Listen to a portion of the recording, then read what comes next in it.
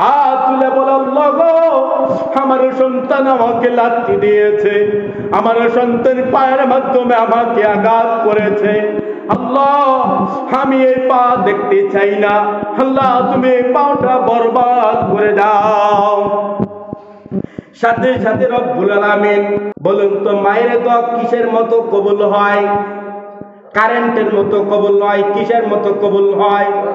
আমার বাবা নাই, আমি যখন বাড়িতে যাই আমার মন চায় আমি আমার বাবাকে বাবা বলে ডাকি, আমার মন চায়।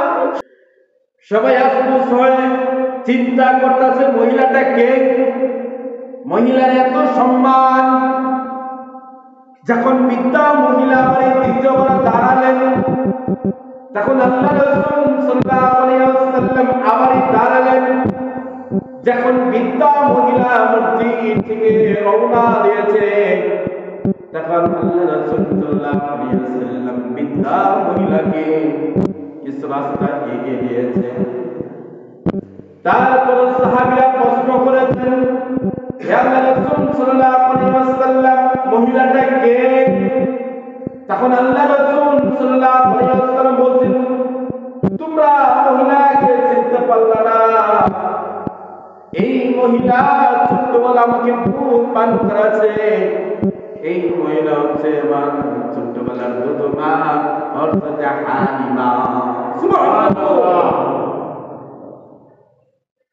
সম্মানিত উপস্থিতি, হযরত হালিমা আল্লাহ রাসূল সাল্লাল্লাহু আলাইহি ওয়াসাল্লামকে ছোটবেলা লালন পালন করেছে। ছোটবেলা তার স্তন থেকে আল্লাহ রাসূল সাল্লাল্লাহু আলাইহি ওয়াসাল্লামকে দুধ পান করাচ্ছে। কিন্তু হালিমা রাসূল সাল্লাল্লাহু আলাইহি ওয়াসাল্লামকে পেটে বহন করেনি। সম্মানিত উপস্থিতি, সম্মানিত ভাইরা, সম্মানিত মা বোনেরা, কিন্তু আমরা সন্তান আমাদের মা সম্মান করি না। রাসূল সাল্লাল্লাহু আলাইহি ওয়াসাল্লামের কাছে গেলাম, একজন সাহাবী বলছেন, হে আল্লাহর রাসূল, আমি আমার মায়ের জন্য কি করতে পারি? আমি আমার মায়ের জন্য কি করতে পারি? তখন আল্লাহ রাসূল সাল্লাল্লাহু আলাইহি ওয়াসাল্লাম বলছেন, তুমি কি করতে পারবা? মানে কি তুমি কি করতে পারবা?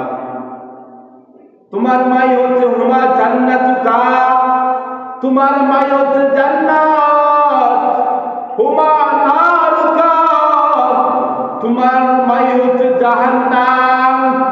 ভাইজান মুসল্লিরা, জান্নাতে 8টি দরজা রয়েছে, 2টি দরজার নাম, একটি দরজার নাম রয়েছে আম্মা, আরেকটি দরজার নাম রয়েছে আব্বা। মানে মায়ের সাথে যদি ভালো আচরণ করেন ঠিকানা জান্নাত, মায়ের সাথে যদি খারাপ আচরণ করেন তাহলে ঠিকানা জাহান্নাম। বাবার সাথে যদি ভালো আচরণ করো তাহলে ঠিকানা জান্নাত। বাবার সাথে যদি খারাপ আচরণ করো ঠিকানা জাহান্নাম। কোনো ব্যক্তি তোমাকে ঠকাইতে পারবে না।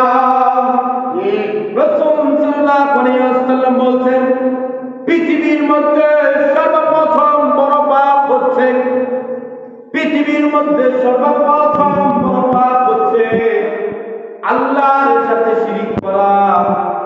এই পাপ হচ্ছে সবচেয়ে বড়। আর দ্বিতীয় পাপ, ও মুসলিম জাতিরা লক্ষ্য করো, মা বোনেরা লক্ষ্য করো, দ্বিতীয় পাপ হচ্ছে পিতা মাতার কথা অমান্য করা। এটা হচ্ছে দুনিয়ার মধ্যে দ্বিতীয় পাপ। আমরা মায়ের কথা মানি না, আমরা বাবার কথা মানি না। রাসূল সাল্লাল্লাহু আলাইহি ওয়াসাল্লাম বলছেন, কিয়ামতের ময়দানে আল্লাহ রাব্বুল আলামিন 4 শ্রেণীর লোকের সাথে কথা বলবেন না। 4 শ্রেণীর লোককে আল্লাহ জান্নাত দিবে না। তারা কত পাপী, তারা কত পাপ করেছে এদিকে লক্ষ্য করুন। এক, যে সন্তান পিতামাতার অভদ্র চলে, যে সন্তান পিতামাতার কথা মানে না, এই ব্যক্তির সাথে, ছেলের সাথে, এই মেয়ের সাথে কিয়ামতের ময়দানে আল্লাহ কথা বলবেন না। আল্লাহ রাসূল সাল্লাল্লাহু আলাইহি ওয়াসাল্লাম বলছেন, ওই ব্যক্তি ধ্বংস হোক, ওই ব্যক্তি ধ্বংস হোক, ওই ব্যক্তি ধ্বংস হোক। একজন সাহাবী দাঁড়িয়ে আল্লাহ রাসূল সাল্লাল্লাহু আলাইহি ওয়াসাল্লামকে প্রশ্ন করলেন, হে আল্লাহ রাসূল, কার মেথ বর্ণনা করেছেন, কোন ব্যক্তি ধ্বংস হোক? তখন আল্লাহ রাসূল সাল্লাল্লাহু আলাইহি ওয়াসাল্লাম বলছেন, যেই সন্তান পিতা মাতাকে খেদমত করে, ওদেরকে খেদমত করে জান্নাতে ঢুকতে পারলো না, জান্নাতে প্রবেশ করতে পারলো না, ওই ব্যক্তি ধ্বংস হোক, ওই ব্যক্তি ধ্বংস হোক। আবার আল্লাহ রাসূল সাল্লাল্লাহু আলাইহি ওয়াসাল্লাম বলছেন, ওই ব্যক্তির নাক মাটির সাথে ঝুলাই হোক, ওই ব্যক্তির নাক মাটির সাথে ঝুলাই হোক, ওই ব্যক্তির নাক মাটির সাথে ঝুলাই হোক।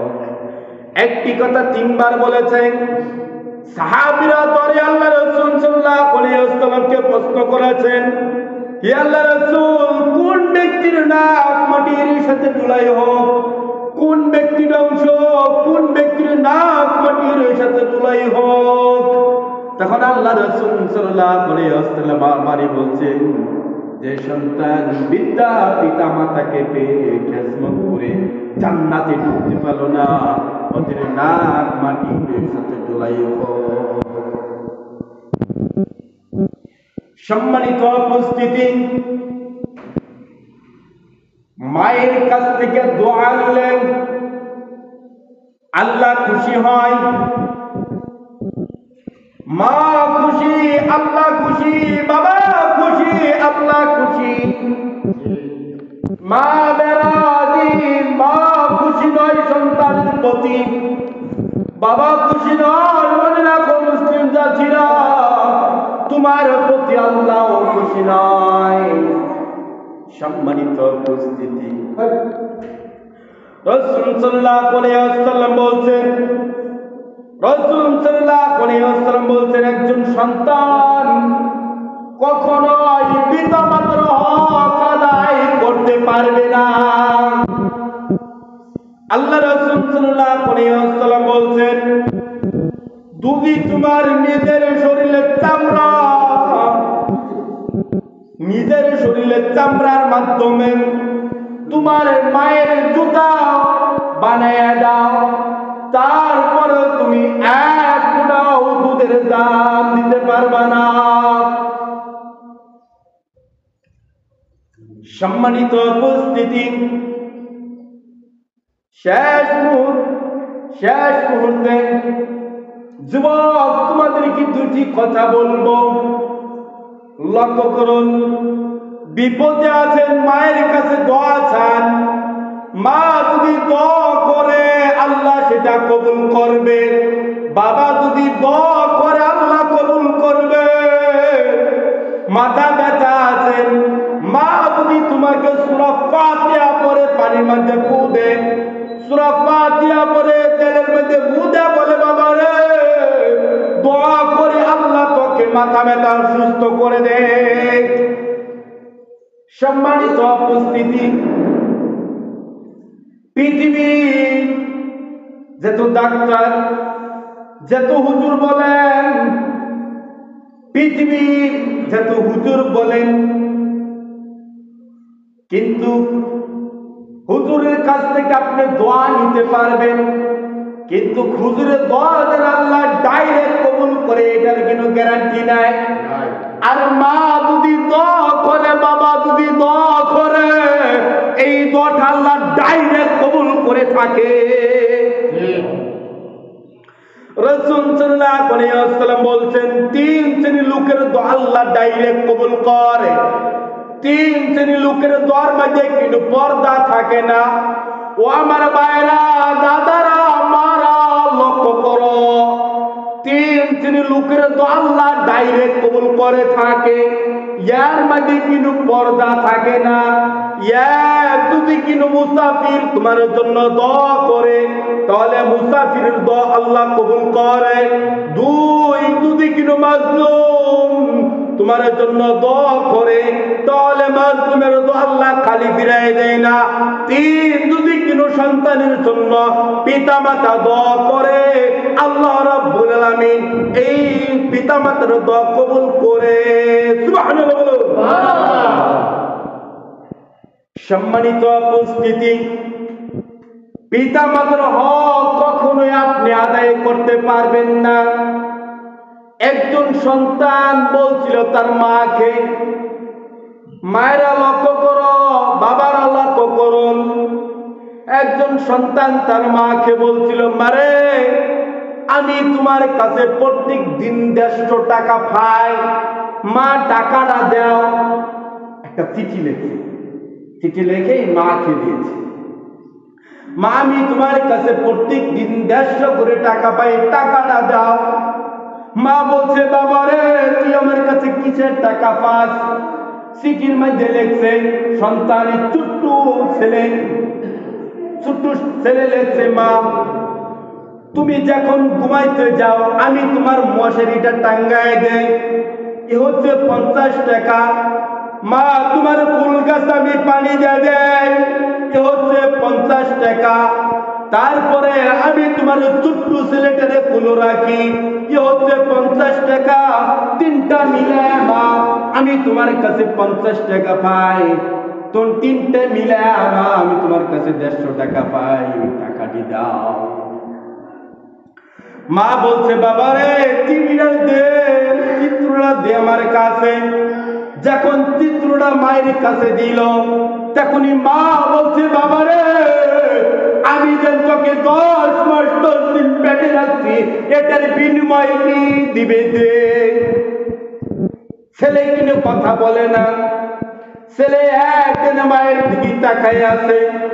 আবার এই দ্বিতীয়বার মা বলছে, বাবা রে আমি যেন তোকে ছোট্টবেলা প্রস্তাব পায়খানা সাফ করেছি, এটার বিনিময় কি দিবে দে। ছেলেটার চোখের পানি রাখতে পারলেন না, ছেলেটা চোখের পানি ছাড়ছে আর মায়ের দিকে তাকায় রয়েছে। তৃতীয় কথা মা বলেছে, বাবা রে তুই যখন আমার পেটের মধ্যে ছিলে তুই আমাকে লাথি দিয়েছ, তুই আমাকে গুতা দিয়েছ, বাবা এটার বিনিময় কি দিবে দে। ছেলেটা আর কিন্তু কথা বলতে পারলেন না, ছেলেটা কান্না করা শুরু করেছে। সম্মানিত উপস্থিতি আমার ভাইয়েরা, পিতা মাতার হক কিন্তু সময় ছেলে মেয়ে আদায় করতে পারবে না। আপনারা কি আমার প্রতি কি রাগান্বিত হচ্ছেন নি? না। সম্মানিত উপস্থিতি, পিতা মাতা খুশি, কে খুশি বলো তো মুসলিম জাতি? কে খুশি? পিতা মাতা বেজার, কে তোমার প্রতি বেজার? বলো। আল্লাহ তোমার প্রতি বেজার। আল্লাহকে যদি খুশি করতে চাও তাহলে পিতা মাতাকে খুশি করো, আর যদি পিতা মাতাকে খুশি না করতে পারো ওয়াল্লাহি তাল্লাহি বিল্লাহি আল্লাহর কসম তুমি জান্নাতে প্রবেশ করতে পারবা না। ঠিক। সালাত আদায় করলেও বিফলে যাবে। যদি পিতা মাতা তোমার প্রতি কষ্ট পেয়ে থাকে, যদি হজ করে থাকো বিফলে যাবে। যদি পিতা মাতা তোমার প্রতি লাগান্বিত হয়ে থাকে, কষ্ট পেয়ে থাকে, তাহলে কিন্তু কিছুই কিন্তু ইবাদত আল্লাহ কবুল করবে না। সম্মানিত আমার মুসলিম ভাইরা, লক্ষ্য করুন, পিতা মাতাকে আমরা বৃদ্ধাশ্রমে রেখেছি, এমন সন্তান বাংলাদেশে আছে না নাই? পিতা মাতাকে খোঁজ খবর নেই না, এমন সন্তান বাংলাদেশে আছে না নাই? আছে। ভাইজান, পিতা মাতাকে কেমনে খুশি করা যাবে? পিতা মাতা তোমার কাছে টাকা চাই না, এমন মা আছে যদি সন্তান যদি তার মাকে একবার দিনে বারবার আম্মা বলে ডাকে, এতেই মা খুশি হয়ে যায়। কথা ঠিক কিনা? ঠিক। আর এমন সন্তান আছে মুসলিম জাতি, বাংলাদেশে এমন সন্তান আছে, তোমাদের সমাজে এমন সন্তান আছে, দিনে একবার আম্মা বলে ডাকে না। আছে না নাই? মুসলিম জাতি, আল্লাহ রাসূল সাল্লাল্লাহু আলাইহি ওয়াসাল্লাম কেমন করে পিতা মাতাকে সম্মান করতে বলছেন। যদি তোমার বাবা বলে, তোমার বাবা যদি বলে এই বউ রাখা যাবে না, তাহলে সঙ্গে সঙ্গে তোমার বউকে তালাক দিতে হবে। সম্মানিত উপস্থিতি, ইব্রাহিম আলাইহিস সালাম তার বৌমাকে দেখতে এসেছে সিরিয়াস থেকে। আসতে 1.5 মাস, আসতে 2.5 মাস সময় লেগেছে, 1.5 মাস সময় লেগেছে। বৃদ্ধা মানুষ হেঁটে হেঁটে তার বৌমাকে দেখতে এসেছে। যখন বৌমার দরজার মধ্যে এসে টুক্কা দিলেন, এরকম ভাবে যখন টুক্কা দিলেন, বৌমা ঘর দিকে বলছে কে? তখন বৃদ্ধা ইব্রাহিম আলাইহিস সালাম বলছেন, বৌমা কেমন আছো? বৌমা বলছে বেশি একটি ভালো না।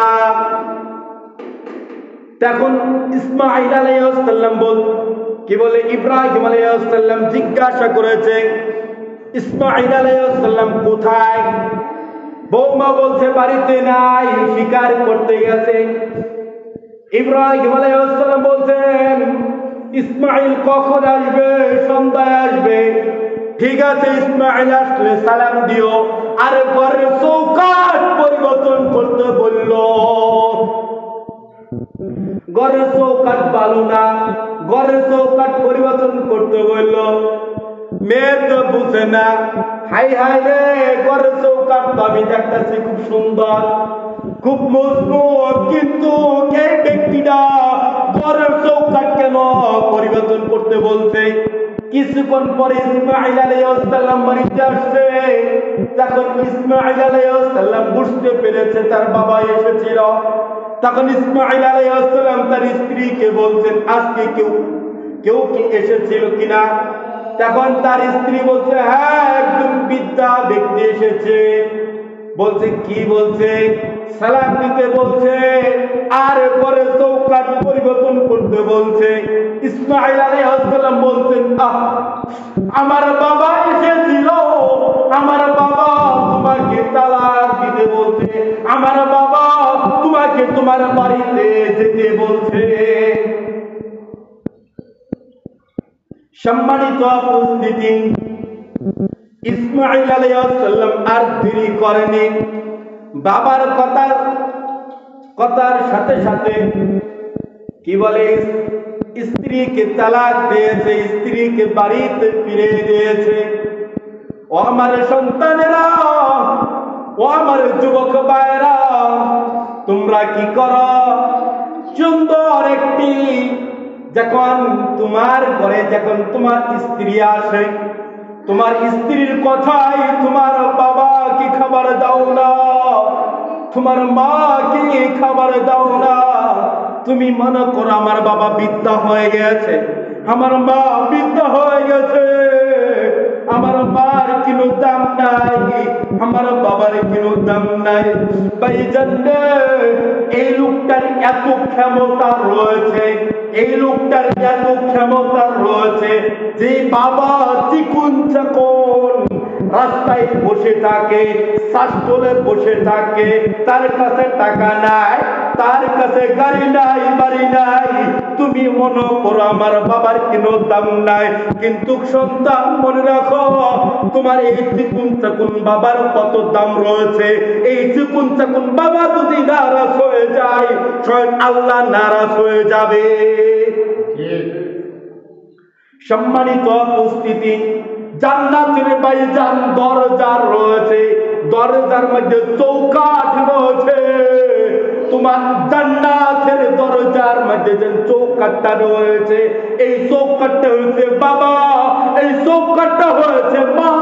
যদি বাবার সাথে খারাপ আচরণ করো তাহলে চৌকাঠ তোমার থাকবে না, জান্নাতের দরজা থাকবে না, হুমা নারুখা, তুমি জাহান্নামে যাবা। তোমার বাবা যদি বলে, শুনুন, তোমার বাবা যদি বলে আল্লাহ আমার সন্তান আমাকে খাবার দেয় না, আমার সন্তান আমাকে ডাকে না, বুঝে না, আমার সন্তান, আমি আমার সন্তানের জন্য আশা করিনি, আল্লাহ তুমি একটা বিচার করো। সাথে সাথে কবুল হবে। কারেন্টের মতো পিতা মাতার দোয়া কবুল হয়। কারেন্টে যেরকম ভাবে এরকম ভাবে কারেন্টে বেঁচে গেলে বাঁচা যায় না, কিন্তু পিতা মাতা যদি সন্তানের জন্য দোয়া করে, এই দোয়া কিন্তু ব্যক্তি ফিরাইতে পারবে না। লক্ষ্য করুন, একজন সন্তান তার মাকে লাথি দিয়েছে, একজন সন্তান তার মাকে লাথি দিয়েছে। বলুন কি দিয়েছে? লাথি দিয়েছে পায়ের মাধ্যমে। মার কষ্ট সহ্য করতে পারলেন না, মা সাথে সাথে 2 রাকাত নফল সালাত আদায় করলেন। নফল সালাত আদায় করে রবের কাছে হাত তুলেছে, আল্লাহ রাব্বুল আলামিনের কাছে হাত তুলছে। হাত তুলে বলে, আল্লাহ গো, আমার সন্তান আমাকে লাথি দিয়েছে, আমার সন্তান পায়ের মাধ্যমে আমাকে আঘাত করেছে। আল্লাহ আমি এই পা দেখতে চাই না, আল্লাহ তুমি এই পাটা বরবাদ করে দাও। সাথে সাথে রব্বুল আলামিন দোয়া কবুল করে নিয়েছে। কিছুদিন পরে মুসলিম ভাই, তার পায়ের মধ্যে একটা ফুসুরি মতো হইল। যখন তার পায়ের মধ্যে ফুসুর মতো হইল, মনে করেছে এটা ফুসুরি, তো কিছুদিন পরে ফুসুরি এমনিতে ভালো হয়ে যাবে, কিন্তু এটা ভেবে তিনি তেমন চিকিৎসা করেনি, ডাক্তারের কাছে যায়নি। কিন্তু কবুল হয়েছে কার দোয়া? বলুন, মায়ের দোয়া কবুল হয়েছে। যখন পায়ের মধ্যে ফুসুরি হইল, অস্ত অস্ত ফুসুরি বড় হইতাছে, তখন ভাবতেছে না না, আমার তো ডাক্তারের কাছে যেতে হবে। আমি ডাক্তারের কাছে যাই, ডাক্তারের কাছে গিয়ে কিছু ওষুধ এনেছে, ওষুধ খাই, কিন্তু ডাক্তারের চিকিৎসা কাম হয় না। কবুল হয়েছে কার দোয়া? বলুন, কার দোয়া কবুল হয়েছে? মায়ের দোয়া কবুল হয়েছে। সম্মানিত উপস্থিতি, অস্তে অস্তে এরকম ভাবে পা পস্তাছে। এমন ডাক্তারে বলে যায়, ডাক্তারি কাম হয় না, মায়ের দোয়া কবুল হয়ে গেছে। মা জানতে পারে না, একদিন হঠাৎ করে জেনেছে তার মা মানে সন্তান হসপিটালে ভর্তি হয়ে আছে। এটা তার মা জানতে পেরেছে। মার জানার বাকি নয়, আমি যেন আমার সন্তানের জন্য বড় দোয়া করেছি, আমি যেন আমার সন্তানের জন্য আল্লাহর কাছে বিচার দিয়েছি, আল্লাহ আমার দোয়া কবুল করে নিয়েছে। আমার মা 2 রাকাত নফল নামাজ পড়েছে, মা 2 রাকাত নফল নামাজ পড়া আমার সাথে সাথে আল্লাহর কাছে হাত তুলেছে। আল্লাহর কাছে হাত তুলে বলছে, রব আমার সন্তান আমাকে লাথি দিয়েছে, বুঝে লাথি দেই নাই, আল্লাহ গো তুমি আমার দোয়া কবুল করে নিয়েছ, আমি দোয়া করেছি তুমি আমার সন্তানের পাওকে বালা করে দাও। সুবহানাল্লাহ। সন্তান, তুমি যত মাকে ভুলে থাকো, কিন্তু তোমার মা 10 মাস 10 দিন পেটে রেখেছে। তোমার মা তোমার পেটের মধ্যে নবীর মাধ্যমে আল্লাহ রাব্বুল আলামিন খাবার খাওয়াচ্ছে, কিন্তু এই নাভি কাটার মাকে, নাভি কাটা সন্তান হয়ে এই মাকে তুমি কেমনে আঘাত দাও, কেমনে আঘাত দাও, আমার বুঝে আসে না। বলুন তো, মায়ের দোয়া কিসের মতো কবুল হয়? কারেন্টের মতো কবুল হয়। কিসের মতো কবুল হয়? বিপদে আছেন, মায়ের কাছে দোয়া নিন। পরীক্ষার মধ্যে পরীক্ষা দিতে যাবেন, কিন্তু হুজুরের কাছে যেতে হবে না, কিন্তু মুরব্বির কাছে যেতে হবে না। একজনের কাছে যাও, পিতার কাছে যাও, মায়ের কাছে যাও, মায়ের মাথার মধ্যে হাত তুলে বলবা, বাবা মা আমি তো পরীক্ষা দিতে যাচ্ছি, আমার অমুক জায়গায় ইন্টারভিউ আছে, মা গো আমি বিশ্বাস করি তোমার আল্লাহ কবুল করবে, মা গো আমি অমুক জায়গায় ইন্টারভিউ দেবো চাকরির জন্য, মা গো তুমি 2 লাখ সালাত আদায় করে আল্লাহর কাছে আমার জন্য একটু দোয়া করো, আল্লাহ যেন আমাকে চাকরির ব্যবস্থা করে, আল্লাহ যেন আমাকে পরীক্ষার মধ্যে ভালো রেজাল্ট পাইবার ব্যবস্থা করে। মা যদি তোমার জন্য 2 রাকাত নফল সালাত আদায় করিয়া, মা যদি তোমার জন্য, বাবা যদি তোমার জন্য দোয়া করে, আল্লাহি তাল্লাহি আল্লাহর কসম আল্লাহ এই দোয়াটা খালি ফিরাবে না। সুবহানাল্লাহ বলুন। তাহলে যেভাবে রয়েছেন, যে অবস্থায় রয়েছেন যুবক ভাইরা, মার কাছে গিয়ে হাত ধরে, আমরা যারা মাকে কষ্ট দিয়েছি, আমরা যারা মাকে আঘাত দিয়েছি, মনে রাখো সন্তানেরা, বাবা হচ্ছে দুনিয়ার জন্য তোমার বট গাছ। বাবা হচ্ছে কি? বাবা হচ্ছে দুনিয়ার তোমার জন্য বট গাছ। যখন লোকটা থাকবে না, শুনো তোমাকে আমি বলছি যুবক, আমি তোমাকে উদ্দেশ্য করে বলছি, দেখতে পেরেছো তোমার বাবা চিকন লোক কি বলে, রাস্তায় বসে থাকে, শ্বাসতলে বসে থাকে, বাবা নামে বটগাছটা যখন থাকবে না, মা নামে দরজাটা যখন থাকবে না, তুমি রাত্রে যখন বাড়িতে আসবা, মায়ের দরজার মধ্যে টুকরা দিবা, মা তোমার ডাকে সাড়া দিবে না, ওই সময় বুঝবা মা মানে কি আর বাবা মানে কি। জীবিত রয়েছে তোমার বাবা, এখন তুমি বুঝতে পেরেছ না। যুবক, আমার বাবা নাই, আমার বাবা নাই,